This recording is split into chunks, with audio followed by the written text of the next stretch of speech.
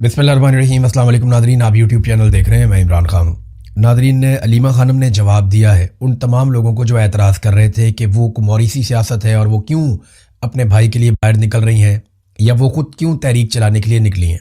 तो मैंने आपको पहले भी बताया था कि वो कोई इलेक्शन लड़ने के लिए तो निकली नहीं, ना उन्होंने कोई वज़ीर बनना है, मुशीर बनना है, सेनेटर बनना है, कुछ भी ऐसा उनका तो है नहीं।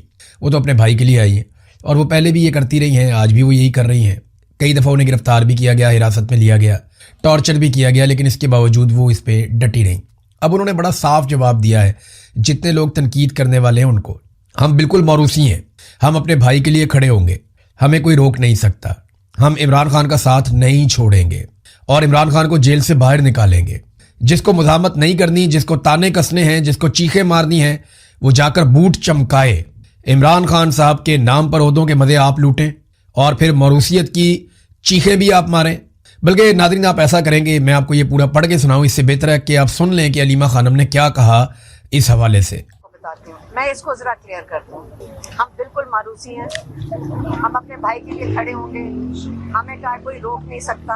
हम अगर 2 साल से खड़े हैं तो मारूसी हैं तो खड़े हैं ना। अगर जब इमरान खान के बच्चे इमरान खान के लिए आवाज उठाएंगे, मारूसी हैं तो खड़े हैं ना। मारूसी क्या होता है? खानदान।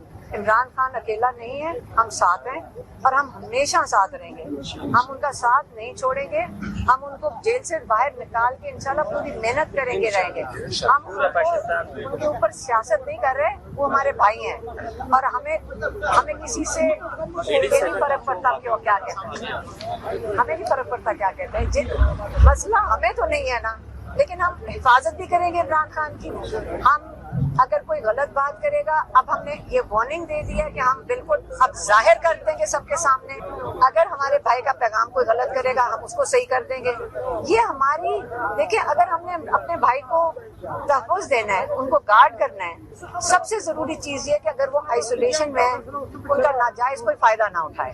ये हमारी ड्यूटी है और हम इसको पूरा करेंगे इंशाल्लाह। हम लोगों को सबको कहा हुआ है, आप फिक्र ना करें, जो मर्जी कोई कह दे, हमें जो मर्जी अटैक करे, हमें कोई फर्क नहीं पड़ता। हम जिसके लिए खड़े हैं, भाई के लिए। अच्छा जी, बड़ी वजाहत के साथ उन्होंने कह दिया और साफ उन्होंने जवाब दिया कि जिसने जो करना करे, और हम तो खुलकर जो इमरान खान का मौक़िफ़ है वही कौम के सामने रखेंगे और किसी को उनकी कैद तन्हाई का गलत फ़ायदा उठाकर गलत इन्फॉर्मेशन बाहर पहुंचाने की या सिचुएशन को मैनिपुलेट करने की इजाज़त हम नहीं देंगे। तो ये बड़ा क्लियरली एक मौक़िफ़ आ गया। काजी फायद ईसा सबसे बड़ा मुजरिम है इस कौम का। यानी अगर आप टॉप के बड़े बड़े मुजरिम निकालें ना, तो एक तो मिलिट्री एस्टेब्लिशमेंट है, जनरल बाजवा, उसके बाद बारी आ जाती है जनरल आसिम मुनीर की, फिर बीच में नदीम अंजुम ने बहुत तबाही फेरी। अभी जो DGISI है वो गो के ज़्यादा मीडिया के अंदर डिस्कस नहीं होते, लेकिन जो कुछ भी हो रहा है वो DGISI है। जो कुछ भी आज सेक्टर कमांडर्स कर रहे हैं, रिस्पॉन्सिबिलिटी तो जाती है हर तरफ। तो जो बड़े बड़े लोग हैं उनमें जहाँ मिलिट्री के लोग मौजूद थे जिन्होंने गलत किया, कुछ सियासतदान उनके सहूलतकार बने, वहीं पे जजेस में कुछ ऐसे घटिया किरदार थे जिन्होंने पाकिस्तान का बेड़ा गर्क कर दिया। उसमें जो सबसे मकरूह किरदार था, सबसे घटिया किरदार था, वो काजी फायद ईसा का था। आज जो चीफ जस्टिस है या अफरीदी, याद रखिएगा, इस आदमी ने भी बहुत नुकसान पहुंचाया। इसने कंप्रोमाइज किया और अदालत का हुलिया ही बिगाड़ दिया। इसने हर वो केस दबाया और हर उस चीज को दबाकर बैठ गया जिस चीज से इंसाफ मिल सकता था या पाकिस्तान में अदलिया बच सकती थी। आज अदलिया जितनी कंप्रोमाइज्ड और कमजोर है, उसकी सबसे बड़ी वजह, काजी फायद ईसा से भी ज्यादा बड़ी वजह, वो या अफरीदी है। लेकिन बुनियाद इन सारी चीजों की काजी फायद ईसा ने रखी थी। काजी फायद ईसा ने एक फैसला दिया था बड़े गुस्से में आके, मुनाल रेस्टोरेंट वाला, वहां मुनाल की दीवारों पर अभी भी लिखा हुआ है, काजी फायद ईसा को गालियां लिखी हुई हैं लोगों ने। बेशुमार लोग वहां काम करते थे, वो रेस्टोरेंट चलता था, काम ठीक चल रहा था, पता नहीं काजी को क्या तकलीफ हुई, इसने वो बंद कर दिया पकड़ के। और अभी सुप्रीम कोर्ट ऑफ पाकिस्तान ने बाकायदा, जो आईनी अदालत है, आईनी अदालत का जो ऐसे केसेस, जो क्रिमिनल केसेस हैं या दीगर जो मामला है, उनसे क्या ताल्लुक है? आईनी अदालत में आईनी मामला जाने चाहिए थे कि जनाब आइन की ये तरमीम हो रही है, इसके बारे में बता दें, आइन के अंदर ये शिक तब्दील हो रही है, इसके बारे में बता दें, ये एक कानूनी और आईनी नुक्ता है, इसके अंदर जरा वजाहत फरमा दें। वो चीज़ें आईनी अदालत में जानी चाहिए थी, वो तो जाती नहीं। अब जो बाकायदा फौजदारी मुकदमात हैं वो भी आईनी अदालतों में चले जाते हैं और इमरान खान को फंसाने के लिए ये सब किया गया कि इमरान खान के मामलात और मुकदमात भी आईनी अदालतों में पहुंचाए जाएं, क्योंकि आईनी अदालतों में वो नौरतन बैठे हुए हैं जो पाकिस्तान की मिलिट्री एस्टेब्लिशमेंट की मंशा के बगैर फैसला ही नहीं करते, वो उससे बाहर जाते ही नहीं है। तो अब जनाब ये मुनाल रेस्टोरेंट जो है वो आईनी अदालत में मामला गया, वहां से उन्होंने कहा जी ये तो गलत फैसला था काजी फायद ईसा का, बड़ी ज्यादती की है काजी फायद ईसा ने, फैसला कलअदम। اب منال ریسٹورنٹ واپس کھل جائے گا, وہاں پہ کام بھی کر سکتے ہیں لوگ, جا کے کھانا بھی کھا سکتے ہیں. لیکن میرا سوال یہ ہے کہ اتنا عرصہ یہ بند رہا, نسلا ٹاور گرا دیا چیف جسٹس نے, ایک نے منال ریسٹورنٹ جو ہے وہ گرا دیا, ایک نے ذوالفقار علی بھٹو کو پھانسی لگا دی, ایک نے مخصوص نشستیں ریڑیاں کی طرح بانٹ دی, ایک نے انتخابی نشان ایک پولیٹیکل پارٹی کا لے لیا. یعنی ایسی گھٹیا اور غلیظ حرکتیں کی ہیں ان ججوں نے کہ پاکستان کے سب سے بڑے مجرم یہ جج بن چکے ہیں. ملٹری اسٹیبلشمنٹ ان ججز کے بغیر ایک دن بھی اقتدار میں نہیں رہ سکتی تھی. ان ججز نے ہمیشہ پاکستان کے جرنیلوں کو رستے بنا کر دیے کہ جناب یہ آسان رستہ ہے, ادھر سے آئیے, ہم آپ کو رستہ بنا کر دیتے ہیں, آپ اقتدار کے مزے لوٹیے اور ہمیں ہماری سیٹوں پر مزے لینے دیجیے. اب قاضی فائد عیسیٰ ایک اتنی بڑی شرمندگی بن چکا ہے کہ پاکستان کے طول و عرض میں ہر جگہ سے لوگ لعنت فرما رہے ہیں قاضی فائد عیسیٰ پہ, اور وہ لوگ بھی قاضی فائد عیسیٰ پہ لعنت بھیج رہے ہیں جو ماضی میں ان کے فیصلوں کے دیوانے ہوا کرتے تھے. اس میں نا عاصم منیر صاحب کے لیے سیکھنے کے لیے بہت کچھ ہے. میں آپ کو دکھاتا ہوں. طاہر اشرفی کے بارے میں ایک کلیم آیا کہ طاہر اشرفی کہتا ہے کہ جی پہلے بھی کہا تھا کہ یہ جج نہیں, ایک منفی سوچ کا انسان ہے. منال کیس کے فیصلے پہ قاضی فائد عیسیٰ پہ تبصرہ کیا. عاصم منیر صاحب آپ کے بارے میں بھی طاہر اشرفی ایک دن ایسے ہی کہے گا. یہ میں آپ کو بتا دیتا ہوں کہ یہ چڑھتے سورج کو سلام کرنے والے مولوی ہیں, یہ سلام ٹھوکتے ہیں چڑھتے سورج کو. قاضی فائد عیسیٰ کی موجودگی میں یہ اس کے گن گایا کرتے تھے سارے لوگ, اور آج یہ اس کے خلاف گواہیاں دیتے ہیں. کل عاصم منیر صاحب آپ کو بندہ نہیں ملے گا پورے پاکستان میں جو کھڑا ہو کر یہ کہے کہ عاصم منیر ایک زبردست جرنیل تھا, اس کے قوم پہ احسانات ہیں. آج بھی آپ کو پرویز مشرف کی حمایت میں کوئی نہ کوئی بندہ مل جائے گا پاکستان میں, لیکن آپ کی حمایت میں آپ کو کوئی بندہ نہیں ملے گا. یہ نون لیگ بھی آپ کے خلاف, پیپلز پارٹی بھی آپ کے خلاف, یہ مولوی بھی سارے آپ کے خلاف, جتنے فتوے دینے والے لوگ ہیں وہ سارے آپ کے خلاف ہوں گے. پاکستان کا بچہ آپ کے خلاف ہو جائے گا. کرسی سے اترے تو صحیح جناب. یہ مقافات عمل ہے, یہ ایسے ہی چلتا ہے, یہ ہونا ہی ایسے ہے. یہ جو لوگ آج جوتے پالش کر رہے ہیں یا جوتا منہ میں دبا کر وہ یہ ثابت کر رہے ہیں کہ ہم سے بڑا وفادار کوئی نہیں ہے, آپ دیکھیے گا کہ فیوچر میں منہ لگانے والا کوئی نہیں ہوگا. جیسے ڈونلڈ ٹرمپ کے ساتھ بھی یہی ہوگا آنے والے دنوں میں. لہذا انسان کو جب تک وہ اپنی نوکری پہ رہے وہ کام کرنے چاہیے جن کاموں سے اس کی عزت رہے. اب قاضی فائد عیسیٰ کے بچے, آنے والی نسلیں, یا یہ جو ابھی ججز دو نمبریاں کر رہے ہیں, ان ججز کی اولادیں, ان کی نسلیں آنے والے وقت میں کبھی بھی اپنا تعارف اپنے بزرگوں کے نام کے ساتھ نہیں کروا پائیں گی. ان کا نام حذف کر دیں گے وہ اپنے تعارف میں سے. وجہ یہ ہے کہ یہ نری شرمندگی ہے اور کچھ بھی نہیں ہے. ذوالفقار علی بھٹو کو پھانسی دینے والے جج کی اولاد کدھر ہے؟ کوئی بندہ ملتا ہے آپ کو بڑے فخر سے بتاتا ہوا جی میں اس کی اولاد ہوں؟ کوئی نہیں ملتا آپ کو. وجہ کیا ہے؟ وجہ سادی ہے کہ وہ ایسا گند مار کے گئے کہ ان کی اپنی نسلیں ان کو اون نہیں کر رہی. اسلام آباد ہائی کورٹ کے ایک جج نے اپنے بیٹے کو بچایا. اس نے 2 عورتیں گاڑی کے نیچے دے کر کچل دی, مار دی سڑک کے اوپر. غیر قانونی گاڑی تھی, لائسنس بھی نہیں تھا, اس نے مار دیا. وہ بچہ گھر چلا گیا. یاد رکھیے گا یہ بچہ اور اس کی اولاد آنے والے وقت میں اپنے باپ کے کارناموں کی وجہ سے اپنے باپ کا تعارف نہیں کروا سکیں گے کہ میں فلانے جج کا بچہ ہوں. یہ آپ یاد رکھیے گا. جو بھی عزت دار آدمی ہوگا نا مستقبل میں, وہ اگر ان ججوں کے خاندان سے ہوگا تو ان ججوں کے ساتھ اپنا تعارف کروانے میں شرمندگی محسوس کرے گا. ناظرین, بلوچستان میں دیکھیں نا, ججز انصاف دیتے ہوتے تو یہ حالت تو نہ ہوتی پاکستان میں. بلوچستان میں آج کتنے دن ہو گئے ہیں وہ لوگ اپنی بیعتیں لے کر بیٹھے ہوئے ہیں پیاروں کی. اور یہ پیارے کوئی ایسے نہیں ہے کہ راہ چلتے راہ گیر ہیں جو مارے گئے, نہیں, سیکورٹی فورسز کے لوگ ہیں. یہ تنخواہ لیتے تھے سرکار سے اور یہ اپنی ذمہ داری, اپنی ڈیوٹی ادا کر رہے تھے. ان کو مدد نہیں دی گئی, ان کو ہتھیار اور گولیاں نہیں دی گئیں, انہیں مرنے کے لیے چھوڑ دیا گیا. یہ لڑتے رہے اور شہید ہوتے رہے, لڑتے رہے اور شہید ہوتے رہے. اب وہاں لوگ لاشیں لے کر بیٹھے ہیں, 30 اہلکاروں کی لاشیں, شدید گرمی ہے, لیکن سیاستدانوں کے سینے میں دل ہی نہیں ہے. اپوزیشن کے لوگ وہاں جاتے ہیں, حکومت ان کی طرف جاتی نہیں, ان کی باتیں نہیں سنتی. ابھی یہ صلح کرانے کے لیے پہنچ گیا ایک ترکی میں, فیلڈ مارشل ترکی میں, اور وزیر اعظم قطر میں. ادھر صلح کرانے پہنچ گئے, ادھر کشمیر میں آگ لگی ہوئی ہے, بلوچستان میں آگ لگی ہوئی ہے, تو کوئی فکر نہیں ان کو. اور بیچ جدھر تمہاری ڈیوٹی ہے, جدھر تمہیں تنخواہ ملتی ہے, جس کی وفاداری کا حلف اٹھایا ہوا ہے, ادھر آگ لگی ہوئی ہے. اس لگی ہوئی آگ کو چھوڑ کر پرایوں کی چاکری کرنے پہنچ گئے. ایک قطر چلے گئے, ایک ترکی چلے گئے کہ جناب ہم جا کے دنیا کی آگ بجھائیں. اور دنیا بڑی سیانی ہے, وہ اپنی آگ خود بجھا لے گی. وہ کیلکولیٹ کر کے لڑتے ہیں, انہیں پتا ہے کتنا منافع ہے, کتنا نقصان ہے, اور وہ جانتے ہیں کہ انہوں نے کتنی لڑائی لڑنی ہے. نہ امریکہ نے آپ کے کہنے پہ لڑائی سے رکنا ہے, نہ ایران نے آپ کے کہنے پہ لڑائی سے رکنا ہے. وہ اپنے اپنے مفاد کے لیے, جب انہیں چاہیے ہوتا ہے کہ لڑائی روکنی ہے تو آپ کو بیچ میں ڈال لیتے ہیں فیس سیونگ کے لیے, اور جب انہیں چاہیے ہوتا ہے لڑائی دوبارہ لڑنی ہے تو وہ آپ کا فون بھی نہیں اٹھاتے, آپ کی بات بھی نہیں سنتے. دنیا کی آپ کو فکر پڑی ہوئی ہے, دبلے ہوئے جا رہے ہیں آپ, کبھی اس ملک میں, کبھی اس ملک میں, کبھی اس ملک میں, کبھی اس ملک میں. جناب ہم ثالثی کروا رہے ہیں, ثالث کی حیثیت ہوتی ہے بھائی. آپ صرف سہولت کاری کروا رہے ہیں, فیس سیونگ دے رہے ہیں دونوں, اور کچھ نہیں کر رہے. اور یہ ساری سچویشن جو کھڑی ہو گئی ہے پاکستان کے اندر, اس کو کون ٹھیک کرے گا؟ یعنی ادھر سب کو میں ملنے کے لیے تیار ہوں, اس کو بھی ملیں گے, اس کو بھی ملیں گے, اس کو بھی ملیں گے, تمام فریقین سے بات چیت کریں گے. سوڈان کے اندر جناب ہم جا کے صلح کروائیں گے, لیکن بلوچستان میں جو ہمارے اپنے اہلکار شہید ہو گئے, اب فرض کریں نا اگر یہ اہلکار پاکستان تحریک انصاف کے کسی جلسے کی کوریج کرتے ہوئے, اس کو روکتے ہوئے, یا کوئی ناکہ لگاتے ہوئے کسی راہ چلتی گاڑی کے نیچے آگے شہید ہو جاتے نا تو آنکھوں سے انگارے نکل رہے ہوتے اور ایک کندھا ہوتا وزیر اعظم کا اور ایک کندھا ہوتا فیلڈ مارشل کا. یہ اس اہلکار کے جنازے کو کندھا دے رہے ہوتے اور کہتے کہ ہم پی ٹی آئی کو نیست و نابود کر دیں گے. لیکن کیونکہ دہشت گردوں نے مارا ہے. وہ دیکھیں نا اچک صاحب کا سٹیٹمنٹ. اچک صاحب نے جو بات کی ہے یہ پھینکنے والی بات نہیں ہے, اس کے اوپر سب کو غور کرنا چاہیے. انہوں نے کہا جی وزیرستان میں وسائل دریافت ہوئے, یعنی وہاں پہ معدنیات نکلی اور اس کے بعد وزیرستان کے لوگوں کو بے گھر کر دیا گیا اور اب زرعون کے علاقے میں لوگوں کو بے گھر کیا جا رہا ہے. یہ بات جہاں پہ میں آپ کو تھوڑے دن پہلے بتا رہا تھا, آج اچکزئی نے وہی بات کر دی. یاد رکھیے گا یہ جو اٹیک ہو رہا ہے یہ پشتون بیلٹ میں ہو رہا ہے, یہ بلوچ بیلٹ نہیں ہے. اور پشتون بیلٹ میں اچکزئی کے بہت تعلقات بھی ہیں اور انفلوئنس بھی ہے, تو یہ اچھے سے جانتے ہیں کہ وہاں کیا نکلا اور کیا ہو رہا ہے. تو انہوں نے کہا جی وزیرستان میں جب وسائل دریافت ہوتے ہیں یا معدنیات نکلتی ہیں تو وہاں لوگ بے گھر ہو جاتے ہیں, آپریشن شروع ہو جاتے ہیں. اب یہی کام زرغون میں کیا جا رہا ہے, بلوچستان میں کیا جا رہا ہے. اور اس زیادتی کے خلاف انہوں نے کہا جی ہم کھڑے ہوں گے. اگر میں کھڑا نہ ہوا تو پھر میں نہ پشتون ہوں گا اور نہ مسلمان ہوں گا.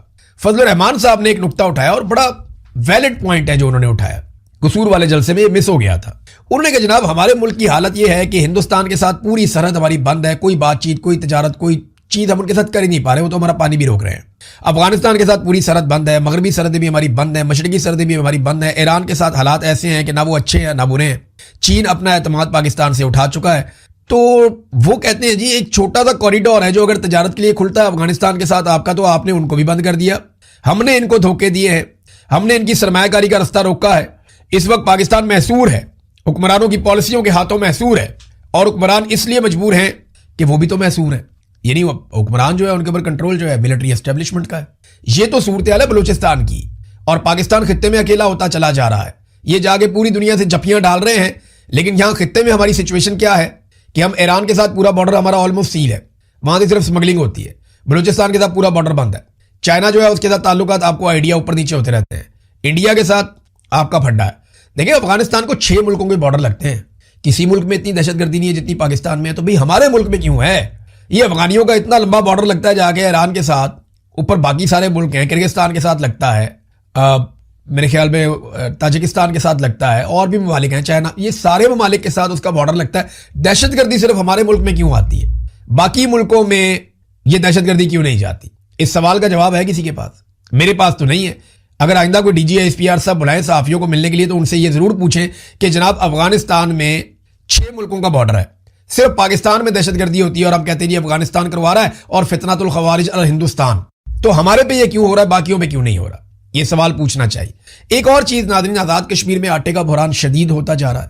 اب کیونکہ بہت سارے ٹرک روکے ہوئے تھے پنجاب اور کشمیر کی سرحد کے اوپر, اور ان ٹرکوں کو گندم لے جا کر کشمیر میں داخل ہونے کی اجازت نہیں دی جا رہی تھی. ادویات بھی روکی گئی, خوراک بھی روکی گئی. کشمیری اس پہ بہت احتجاج بھی کر رہے ہیں, ان کے لیے بڑا پرابلم کریٹ ہو گیا ہے. غذائی قلت کے شدید خدشات ہیں. تو اب کیا یہ ہے حکومت نے کہ کیونکہ ٹرکوں کو بار بار لوگ آ کر دیکھتے تھے, اس کی ویڈیو بناتے تھے اور بتاتے تھے کہ جناب یہ دیکھیں یہ ٹرک کھڑے, ان کو کشمیر میں داخل نہیں ہونے دے رہے, تو سرکار نے ان ٹرکوں کو واپس روانہ کر دیا. انہوں نے زبردستی کہا کہ ٹرک یہاں سے ہٹائیں اس شاہراہ سے اور ان کو واپس لے جائیں پیچھے. یہاں گندم کے ٹرک کھڑے ہوتے ہیں, لوگ دیکھتے ہیں, ویڈیوز بناتے ہیں, جو لوگ کراسنگ کرتے ہیں وہ ویڈیوز بناتے ہیں اور بتاتے ہیں کہ پاکستان آزاد کشمیر میں اس وقت خوراک نہیں جانے دے رہا, لہذا آپ یہ ٹرک یہاں سے ہٹا دیں. تو وہاں سے جناب ٹرکوں کو ہٹا دیا گیا. لیکن دوسرے مناظر جو میں نے دیکھے آزاد کشمیر میں, بڑے پیمانے پر لوگ نکلے ہیں احتجاج کرنے کے لیے. خواتین ہیں, بچیاں ہیں, بچے ہیں, اسکولوں کے یونیفارمز میں آ رہے ہیں, وہاں پہ آ کر بات کر رہے ہیں. تو آزاد کشمیر میں احتجاج کو کنٹرول کرنے میں مکمل طور پہ سرکار ناکام رہی ہے. تو کیا وہاں پہ یہ ایک فری اینڈ فیئر الیکشن کروا سکتے ہیں؟ اول تو فری اینڈ فیئر الیکشن کروانے کا ان کا ارادہ کوئی نہیں ہے, یہ دھاندلا کریں گے. لیکن کیا یہ الیکشن کروا بھی پائیں گے؟ میری ذاتی طور پہ رائے ہے کہ اگر پی ٹی آئی باہر نکل گئی ہے, جوائنٹ عوامی ایکشن کمیٹی الیکشن لڑ نہیں رہی, تو یہ آپس میں سیٹیں بانٹ لیں, ٹاس کر لیں, کس کی حکومت ہوگی کس کی نہیں ہوگی, آپس میں ہی کر لیں طے. یہ الیکشن والا ڈھونگ کرنے کا فائدہ کوئی نہیں ہے, وہاں بندے مر جائیں گے, نقصان ہو جائے گا, پاکستانیوں کا پیسہ بھی بہت ضائع ہو جائے گا. لہٰذا آپ آپس میں ٹاس واس کر کے یا آپس میں مل بیٹھ کے آپ لوگ فیصلے کر لیں کہ کس کو حکومت دینی ہے اور کس کو حکومت نہیں دینی. کیونکہ پاکستان جو ہے نا وہ اتنا خرچہ نہیں اٹھا سکتا. حالات دیکھیں نا پاکستان کے. ہمارے ملک میں یہ ابھی میں سن رہا تھا ہارون شریف صاحب کو, بڑے سینئر اینالسٹ ہیں اور یہ اکانومسٹ ہیں, وہ یہ کہتے ہیں جناب کہ پاکستان میں جو نیٹ فارن انویسٹمنٹ ہے وہ نیگیٹو ہے.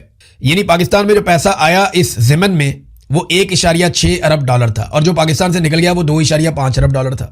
تو آپ پلس مائنس کریں تو 1 ارب ڈالر کا تو آپ کو نقصان ہو گیا الٹا. फिर वो ये कहते हैं कि 19 मल्टी नेशनल कंपनियां पाकिस्तान से निकलकर चली गई पिछले 2 साल में। फिर इन्वेस्टमेंट टू जीडीपी की सूरत हाल ये है कि 50 साल का हमारा सबसे बड़ा डिप है। 50 साल में इतनी कम नहीं हुई जितनी अब हो गई है। बिजली के ऊपर हमारे ऊपर सर्कुलर डेप्ट चढ़ा हुआ था, कर्जा चढ़ा हुआ था, हमने बिजली की अदायगियां नहीं की हुई थी। अब पता चला गैस के ऊपर और पेट्रोल के ऊपर भी चढ़ा हुआ है। पता कितना है? 3600 अरब रुपए, 3600 अरब रुपए। 1 अरब में 100 करोड़ होते हैं, तो 3600 अरब रुपए आपके ऊपर सर्कुलर डेप्ट चढ़ा हुआ है। किसका? पेट्रोलियम का और गैस का। बिजली का इसके अलावा वो पिछले साल का जो डाटा था उसके मुताबिक 2500 अरब पिछले साल वाले डाटा में था। तो इतने कर्जे आपके ऊपर सिर्फ ये इंटरनली इन 3 चीजों के चढ़े हुए हैं, गैस पे, पेट्रोल पे और बिजली पे।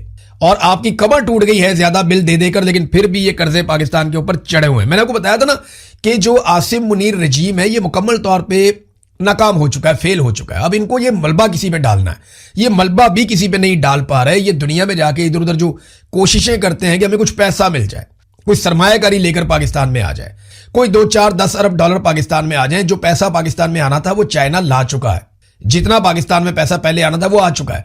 अब इतनी दहशतगर्दी और मारामारी के अंदर जब रोजाना बैनुल अक़वामी खबर ये चलती है कि आज फलां शहर पे कब्जा हो गया, आज फलां शहर पे कब्जा हो गया, आज वहां धमाका हो गया।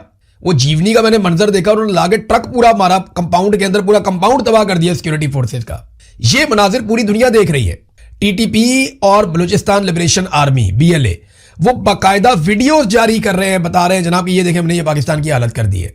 और इससे बैनुल अक़वामी सतह पे इंपैक्ट क्या जा रहा है? कोई नहीं आता यहां सरमायाकारी लेकर। कोई पागल ही होगा जो सरमायाकारी लेकर आएगा। और पाकिस्तान के अंदर पॉलिटिकल स्टेबिलिटी बिल्कुल नहीं है। और वजह उसकी ये है कि इमरान खान को जबरदस्ती हमने जेल में बंद करके रखना है। उसके अलावा इनके पास ऑप्शन कोई नहीं है। और जब कुछ भी नहीं होता ना आपके पास, तो फिर आप रंगबाजी करते हैं। वो रंगबाजी आप देखें ना कैप्टन सफदर ने की है। वो लोगों ने वहां पे वीडियो बना के डाल दी सोशल मीडिया पे। कैप्टन सफदर साहब भी कारनामे ही करते रहते हैं। सबसे बड़ा कारनामा तो उनका अपनी शादी वाला कारनामा ही बहुत बड़ा है। कि वहां ड्यूटी कर रहे थे, उधर शादी कर दी उन्होंने। लेकिन वो उनकी निजी जिंदगी है, अल्लाह ताला कामयाब करे उन्हें और उन्हें हंसता बसता खुशहाल रखे। लेकिन कारनामा जो उन्होंने किया वो देखें आप। कैप्टन सफदर आजकल अपने इलाके के अंदर जो खैबर पख्तूनख्वा में वो गैस के इफ्तिताह करते फिर रहे हैं। एक जगह जाते हैं गैस का इफ्तिताह, दूसरी जगह जाते हैं गैस का इफ्तिताह, तीसरी जगह जाते हैं गैस का इफ्तिताह। वो मकामी कोई नौजवान है, उन्होंने कहा जी गैस का ये इफ्तिताह करता है, पीछे पूरे एरिया में गैस नहीं आ रही, ये आगे जाता है एक जगह पे गैस का इफ्तिताह कर देता है। ये कैसे हो रहा है? ये कैप्टन साहब इफ्तिताह कैसे करते फिर रहे हैं गैस का? रास्ते में गैस नहीं है, पाइपलाइन बिछी नहीं है, गैस का इफ्तिताह कैसे कर दिया? उन्होंने जनाब LPG का सिलेंडर पकड़ दिया। इन्होंने काम क्या किया हुआ? रंगबाजी चेक करें आप इनकी, नौसरबाजियां। यही मरियम नवाज ने, मुझे लगता है यही से नौसरबाजियां इन्होंने एक दूसरे से सीखी हैं। वो LPG का सिलेंडर है, वो रखा हुआ है गाड़ी के अंदर, उसको ले लेकर फिर रहे हैं। जहां दिल करता है वहां सिलेंडर खड़ा किया, उसके साथ पाइप लगाया, गैस का इफ्तिताह कर दिया, रोला डाल दिया, जनाब गैस आने लगी, गैस का इफ्तिताह हो गया, गैस पता नहीं कब आएगी। ये नाजरीन सूरत-ए-हाल और हालात हैं इनके। रंगबाजी के साथ ये मामला चला रहे हैं। प्रैक्टिकली इन्होंने पाकिस्तानियों के लिए कुछ नहीं किया। नाजरीन, अमेरिका और ईरान में शदीद झड़पें शुरू हो गई हैं दोबारा। और वजह उसकी ये है कि अमेरिका को लगता है कि आबना हुर्मुज़ को पहले की तरह खुलना चाहिए, ईरान को लगता है नहीं, उनका कंट्रोल वहां पे रहना चाहिए। यहां से लड़ाई ट्रिगर हो जाती है। जब से जंगबंदी हुई है उसके बाद से लेकर अब तक इस वक्त जो झड़पें हुई हैं वो शदीद तरीन है। अमेरिका ने जंगबंदी के बाद सबसे बड़ी बमबारी ईरान पे अब की है गुज़िश्ता 2-3 दिनों में। ईरान ने जो जवाबी कार्रवाई की है, उन्होंने अमरीकी अड्डों को कतर में, कुवैत में, बहरीन में, UAE में और उर्दन में निशाना बनाया और वहां नुकसान भी हुआ है। इसकी तफसीलात अमेरिका कल जारी करेगा। एक और खबर है नाजरीन, वो बड़ी दिल दहला देने वाली और हैरान कर देने वाली खबर है कि ईरान के एक साबिक सदर को अमेरिका ने कैसे काबू किया। न्यूयॉर्क टाइम ने उसके ऊपर एक रिपोर्ट लिखी है। वक्त कम है, अगले वीलॉग में मैं आपको बताऊंगा, इसके बारे में मैंने निशान लगा दिया है। अब तक के लिए इतनी, अपना ख्याल रखिएगा, अपने चैनल का भी। अल्लाह हाफ़िज़।